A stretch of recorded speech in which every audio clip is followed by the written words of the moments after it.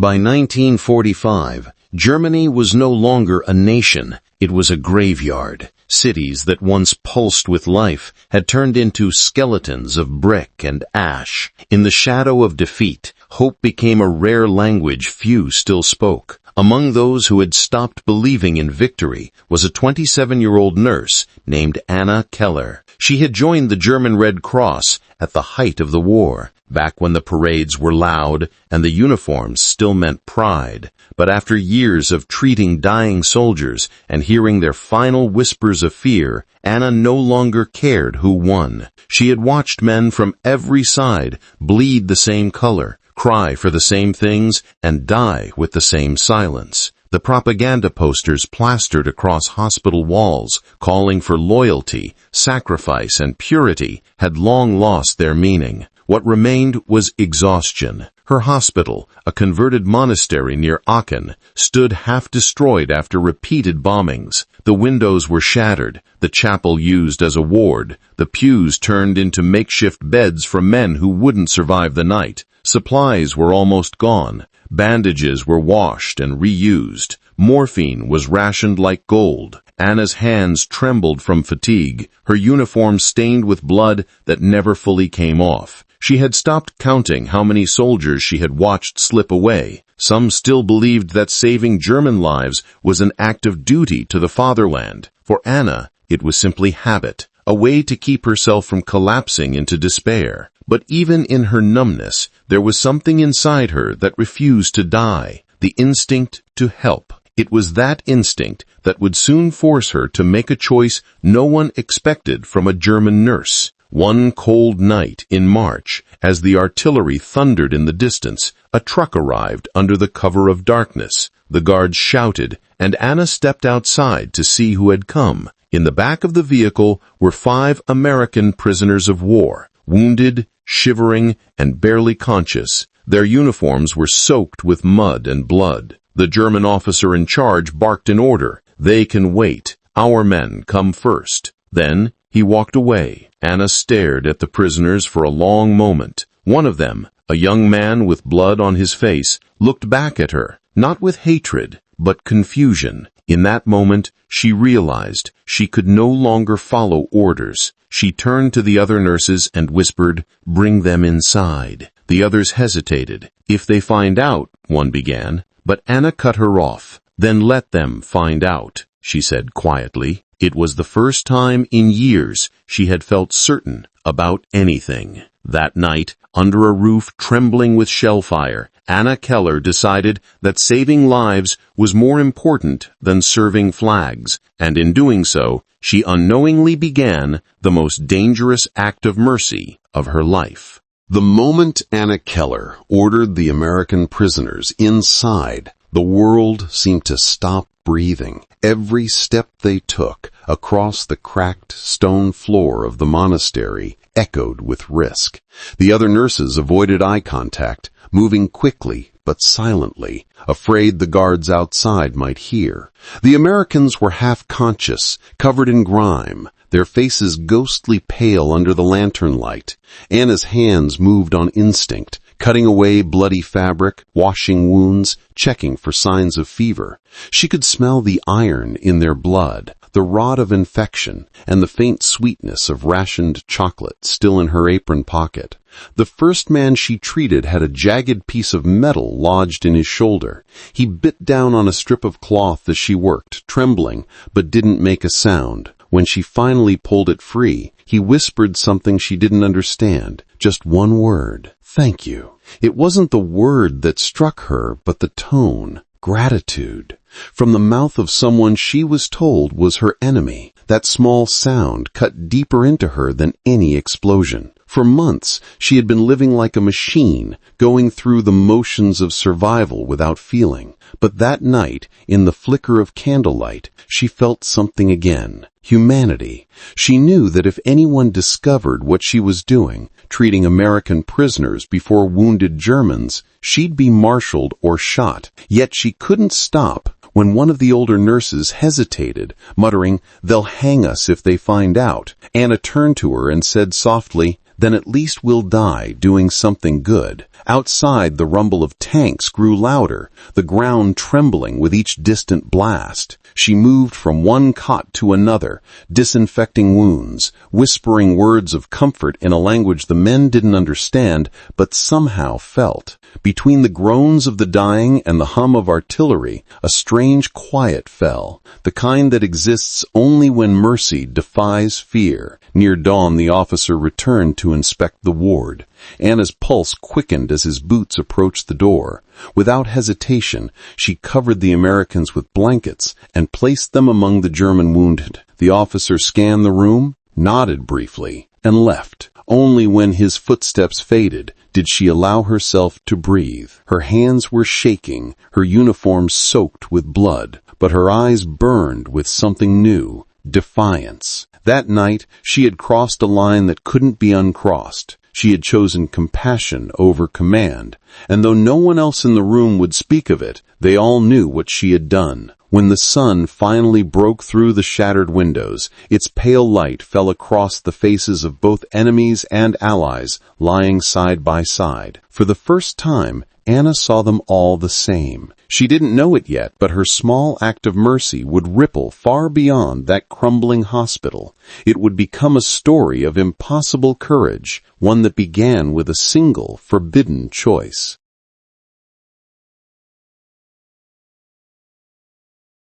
Days turned into nights, and Anna Keller's secret defiance became a dangerous rhythm she could not escape. Each morning she rose before the sun, preparing bandages, morphine, and clean water, while keeping a careful watch on the wounded American soldiers hidden among the German patients. She knew that a single misstep, a careless word, or a wandering officer could end everything. Every sound of boots on cracked stone floors sent her heart racing. Every shadow cast by the flickering lanterns made her pause. Despite the fear, she continued, driven by a conviction she could no longer suppress, that life itself demanded compassion, even in the heart of war. She whispered comfort to the Americans in their broken English and German, sometimes laughing softly with them when pain allowed, creating fragile human connections that defied orders, nationality, and ideology. She found herself learning their names, listening to their stories, and in return, revealing small pieces of her own life. The brother lost to the Eastern Front, the family home bombed, the endless nights of despair in hospitals that reeked of blood and soot. Each shared word was a rebellion, each smile an act of courage, and every hidden gesture became a thread of hope that bound them together in a world designed to keep them apart. Outside, the war raged on in the streets, tanks and artillery shaking the ground, planes cutting through the sky. But inside the crumbling monastery, the quiet persistence of mercy created an invisible sanctuary. Anna had to improvise constantly, moving the Americans to different cots during inspections, inventing medical reasons to justify bandages or medications, keeping meticulous notes that no one could see. The stress was relentless, and yet she never allowed it to break her. She grew sharper, faster, more attentive, and even the youngest nurses began to notice the subtle defiance in her actions. At night, she would sit alone, exhausted, listening to the moans of the wounded, the distant booms of shells, and the soft breathing of the men she had sworn to protect. She questioned herself constantly. Was it worth the risk, the lies, the fear of death or betrayal? But each grateful glance, each faint smile from the Americans reminded her that morality could exist even where the law and orders failed, that courage was not always measured in bullets or medals, but in the quiet decision to do what was right when all else demanded obedience. Slowly, the hidden soldiers began to regain strength, a little each day, and with it the impossible realization that not all Germans were enemies, that compassion could cross even the harshest battle lines. Anna felt the weight of this knowledge pressing on her shoulders, that she was creating a secret history, one that no record would hold, no medal would honor, but that would survive in memory and in the hearts of the men she saved. And though fear was a constant companion, she moved through the days with a resilience that astonished even herself, knowing that every act of mercy was a strike against the darkness, a small flame that war could not extinguish, a proof that humanity could survive in places no one dared to imagine it possible. As weeks passed, the danger surrounding Anna Keller grew heavier with every passing day. The American prisoners were slowly regaining strength, moving with more confidence, their eyes no longer hollow with despair, but filled with cautious hope. Yet with every improvement came greater risk. German officers began inspecting the hospital more frequently, scrutinizing supplies, counting bandages, and questioning nurses about missing morphine and rations. Each time a high-ranking officer stepped into the ward, Anna's heart thumped violently, her hands trembling as she adjusted the cots and repositioned the hidden Americans to avoid detection. She learned to anticipate every step, every glance, every word that might betray her secret. The young men, sensing her fear, grew quiet during inspections, learning the subtle cues that told them when to remain motionless and when to breathe lightly. Anna could feel the weight of responsibility crushing her. One mistake could mean immediate execution for aiding the enemy. Still, she refused to relent. Every night she continued tending wounds, delivering stolen supplies, and whispering encouragements that bridged language and nationality, creating fragile threads of trust that defied the chaos of war. The hospital became a theater of tension, where life and death were dictated not by guns, but by vigilance and courage. Outside, the war's brutality intensified. Artillery strikes shook the walls, the cries of the wounded echoed through the city, and news of nearby massacres filtered through whispered conversations among the staff.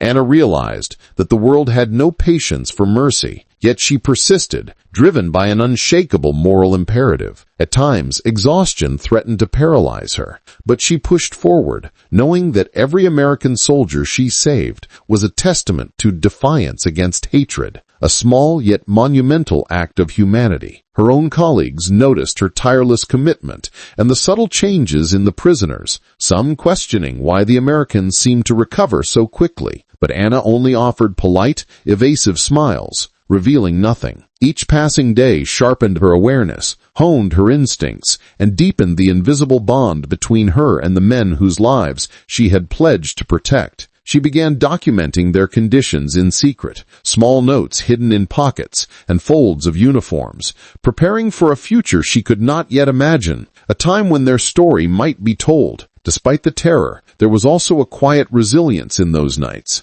a shared understanding between captor and captive, woman and soldier, that courage often lives in acts that are invisible to the world. And though the shadow of discovery loomed ever closer, Anna's determination never faltered. She understood that the fragile hope she nurtured in the heart of the hospital was stronger than any fear, stronger than orders, stronger than the war itself, and that every heartbeat she saved was a silent rebellion against a world determined to extinguish humanity. The tension that had been building for weeks finally reached a breaking point one stormy night when a high-ranking German officer arrived unexpectedly at the hospital, his presence sharp and threatening, his gaze sweeping over the wards with a precision that made Anna's blood run cold. Lightning flashed through the shattered windows, illuminating the cracked walls and the wounded lying on cots, their breathing shallow and uneven. The officer's shadow fell over the American prisoners,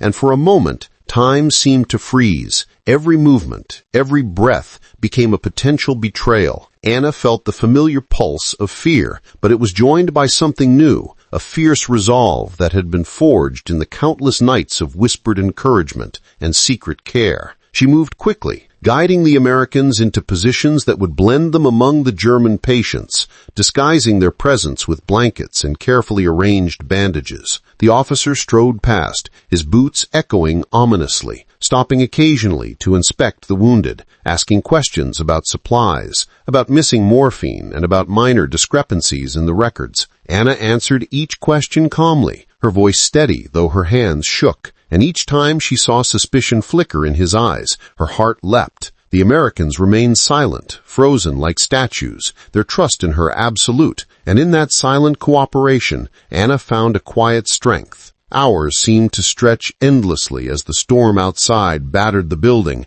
and the officer lingered longer than expected. At one point, he paused directly in front of a cot where one of the Americans had a deep gash, still raw from battle, and Anna, with barely a breath, whispered a question that the man nodded to understand, a subtle signal that he must not move or show any reaction. The officer scrutinized him, suspicion rising in his eyes, but finally he moved on, muttering something about ration shortages and leaving the ward in a swirl of boots and thunder. When the sound of his departure finally faded, Anna collapsed onto the floor, her uniform soaked with sweat and blood, trembling from the adrenaline, from relief, and from the immense weight of what she had just survived. The storm outside had not ceased, yet inside the hospital there was a quiet moment of triumph, a realization that her defiance, her courage, and her meticulous care had preserved lives against all odds. She knew that this night would mark a turning point, that the shadow of discovery had passed once more, but the danger remained, sharper than ever. The Americans she had saved looked at her with a mixture of fear,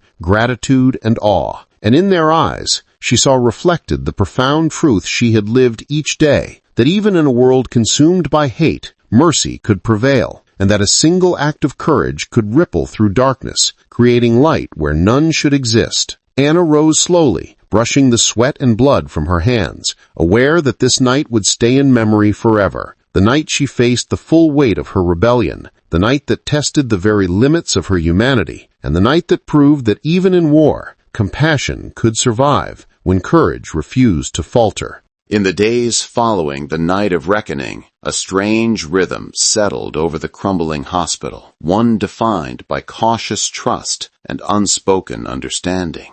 The American prisoners, once hollow and fearful, had begun to regain not only strength, but dignity, their faces slowly filling with the first hints of hope they had felt in months. Anna Keller moved among them with the quiet authority of someone who had survived fear itself, tending wounds, distributing meager supplies, and offering small words of encouragement that transcended language.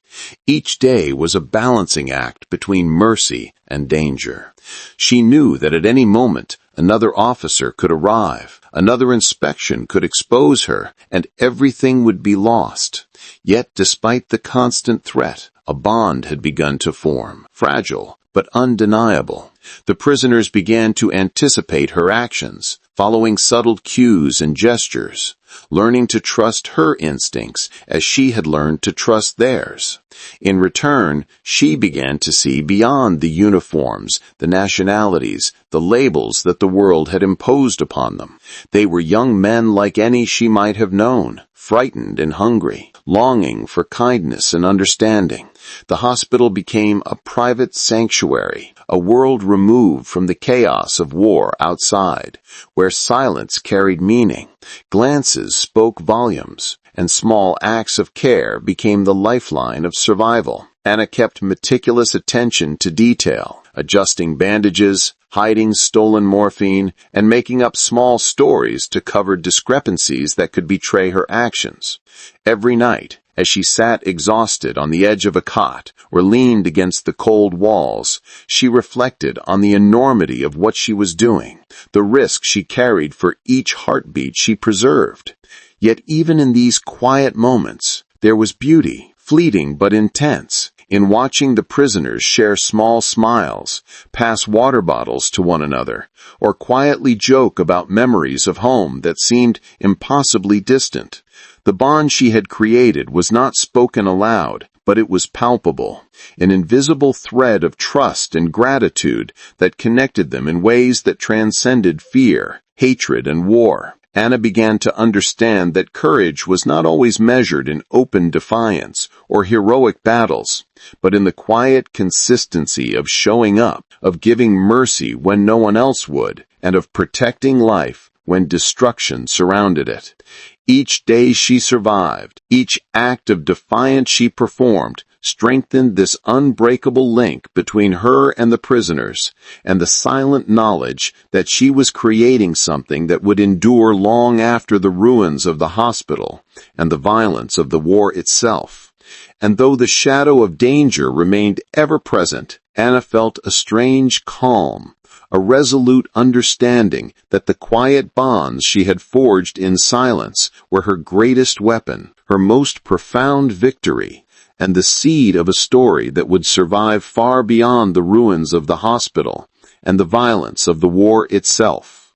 As the final months of the war unfolded, the ruins of Germany became both a battlefield and a witness to quiet acts of courage that history would rarely record. And in the center of one crumbling hospital, Anna Keller's defiance reached its inevitable conclusion. The American prisoners she had risked everything to save had grown stronger, their wounds healing under her careful hands, their faces slowly regaining the humanity that months of captivity and fear had stripped away. Each day, the risk of discovery weighed heavier, and rumors of her secret acts began to circulate among the staff, whispers carried like shadows that could betray her at any moment. Despite the danger, Anna remained steadfast, moving from cot to cot with the same meticulous care, offering not just medicine but reassurance. Her quiet presence a lifeline to men who had believed the world had forgotten them. When the Allies finally advanced and German defenses crumbled, the hospital was liberated, and the American soldiers stepped out into the light of freedom, their eyes scanning for the woman who had given them a chance to survive. Anna Keller was nowhere to be found. Some said she had escaped into the chaos of the collapsing city. Others believed she had perished in one of the bombed-out ruins. Yet the impact of her actions could not be erased. The lives she had preserved, the hope she had nurtured, and the courage she had embodied remained vivid in the memories of those she saved. The men spoke of her for decades afterward, telling stories of a German nurse who had risked her life to tend enemies as if they were family, whose compassion had defied the hatred of war and the strict orders of command. Her deeds became a symbol, a testament to the enduring power of human kindness, even in the darkest hours, and proof that courage is often measured not by bullets fired or battles won, but by the quiet, unwavering choice to do what is right when the world demands otherwise. In the silence of the ruins and in the hearts of those she touched, Anna Keller lived on. A figure of mercy and defiance, reminding all who heard her story that even amid devastation and hatred, acts of humanity could ignite hope, change lives, and leave a legacy that no war could ever destroy. The story of Anna Keller is not merely one of survival, it is a story of the enduring capacity for empathy, the transformative power of courage, and the irrefutable truth that even in the midst of global conflict, a single individual can make the impossible possible, proving that the human spirit, when guided by compassion, can outshine even the darkest chapters of history.